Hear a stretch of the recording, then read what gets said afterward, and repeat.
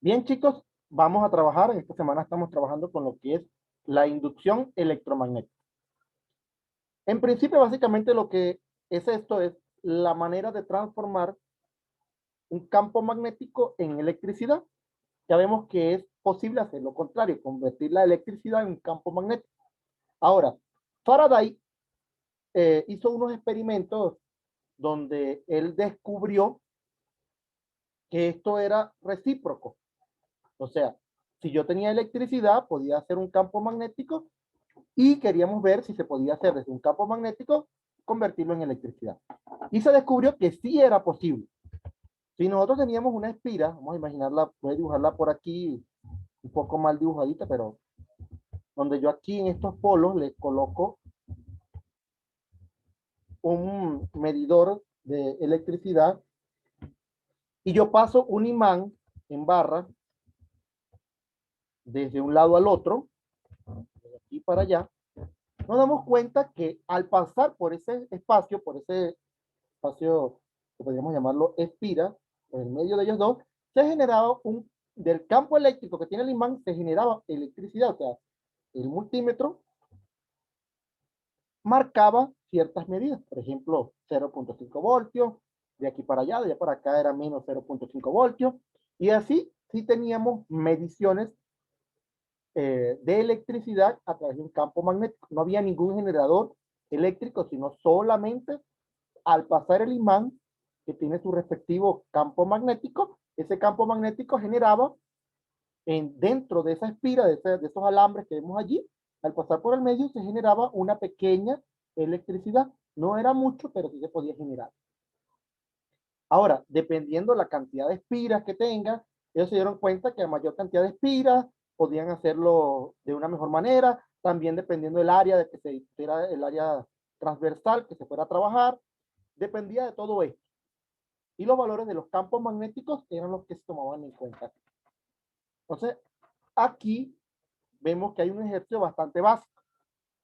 En la parte de arriba tenemos la fórmula con la que nosotros vamos a hacer nuestros cálculos. En este caso, la que está del lado derecho, esta que les voy a marcar en este caso, es el flujo magnético. Y esto se tiene que hacer una diferencia entre flujos magnéticos, o sea, uno final, uno inicial para poder hacer nuestros cálculos. Y una vez ya teniendo la diferencia de flujo magnético, simplemente tenemos un tiempo en específico que se utiliza y la cantidad de espiras que tenga por donde va a pasar el material. Eso nos va a permitir calcular la fuerza electromotriz con la que nosotros vamos a hacer nuestros cálculos.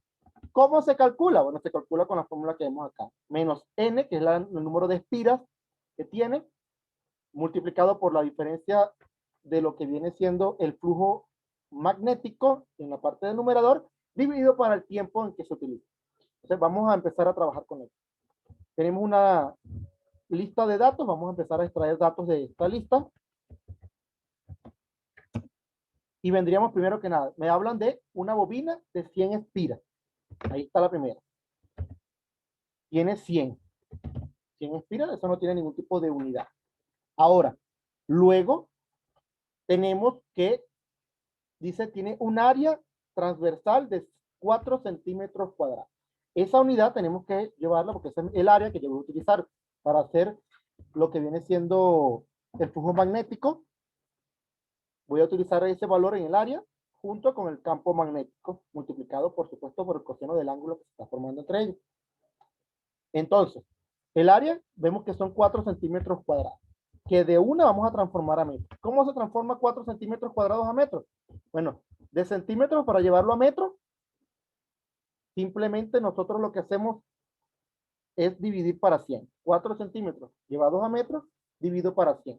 Pero como está elevado al cuadrado, tengo que dividir para 100 dos veces para que se cumpla el cuadrado.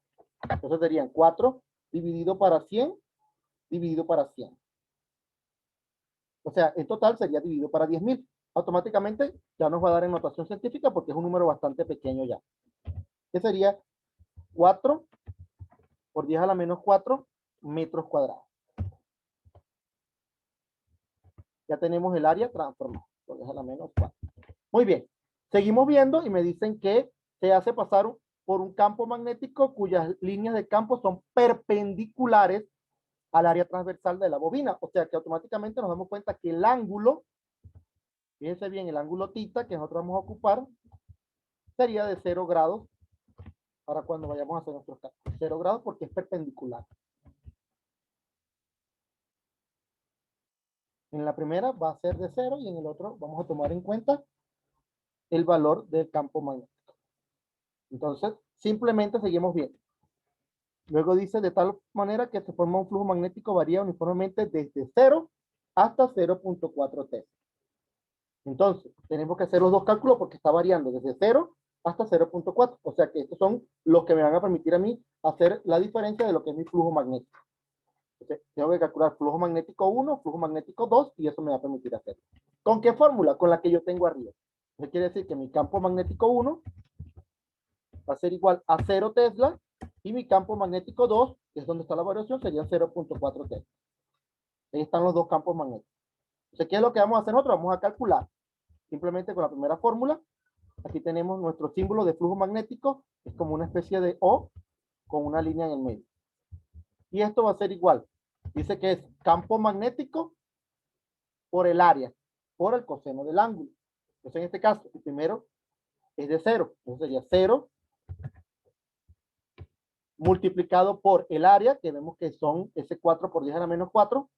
4 por 10 a la menos 4 metros cuadrados. Y eso multiplicado por el coseno del ángulo que se forma, que en el primer caso también sería 0 grados.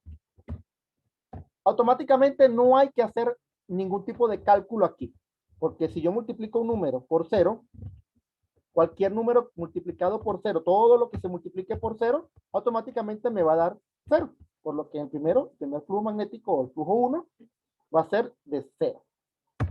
Ahí está, 0, y la unidad de este valor, de esto que estamos calculando, es Weber, que es la unidad que se da al multiplicar Tesla por metros cuadrados. Ahora, ese es el 1. Vamos a calcular el 2. Entonces tendríamos nuevamente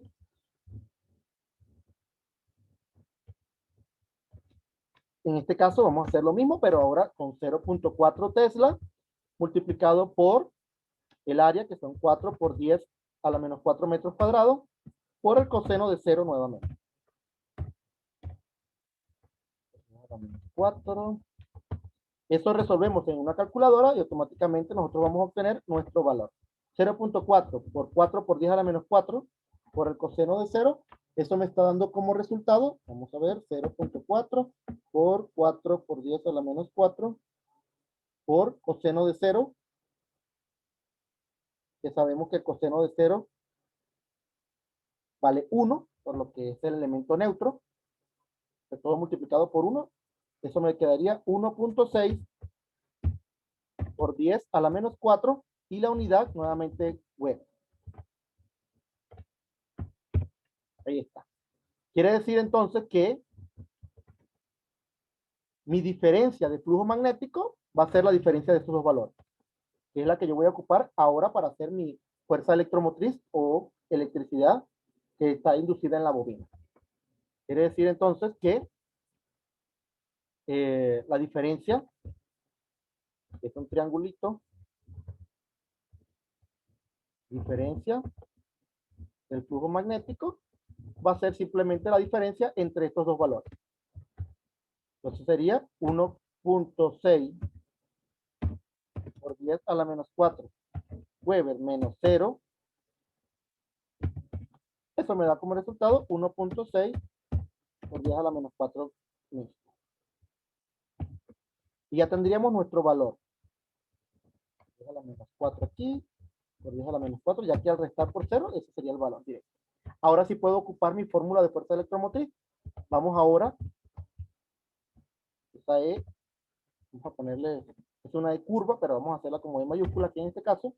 Dice que es menos N, o sea, la cantidad de espiras, vemos que son 100, y eso multiplicado por la fracción que existe entre la diferencia magnética del flujo magnético, que vemos que sería 1.6 por 10 a la menos 4 Weber, y eso dividido para el tiempo que se estuvo pasando o que estuvo expuesto en este ejercicio. Pues nos vemos que serían 0.02 segundos, que lo dice al final. Dice, durante 0.02 segundos. O sea, esa es la diferencia del tiempo, el tiempo que vamos a ocupar aquí. 0.02 segundos. Simplemente vamos a calcular nuestra fuerza electromotriz, multiplicando esos valores, resolviendo, y eso nos va a dar el valor que nosotros necesitamos. En este caso, eso se mide en voltios, ya que nosotros estamos calculando un voltaje. La fuerza electromotriz es el voltaje. Entonces lo que vamos a hacer, 100 multiplicado por 1.6 por 10 a la menos 4 dividido para 0.02. 100 por 1.6 por 10 a la menos 4 y eso dividido para 0.02. Eso me está dando como resultado 0.8 pero negativo. Que quiere decir que la fuerza electromotriz va a ser igual a menos 0.8 y la unidad ¿cuál era? Voltios. Quiere decir entonces que la fuerza electromotriz o voltaje a la que está expuesto a través de ese campo magnético serían menos 0.8 voltios. ¿Qué significa este negativo? Bueno, recordemos que puede ser bien sea positivo o negativo dependiendo de la dirección en la que se dirija el imán que está haciendo o que está atravesando el campo magnético. Muy bien, chicos, sería esto todo. En clase vamos a ampliar esta información. Que tengan un bonito día.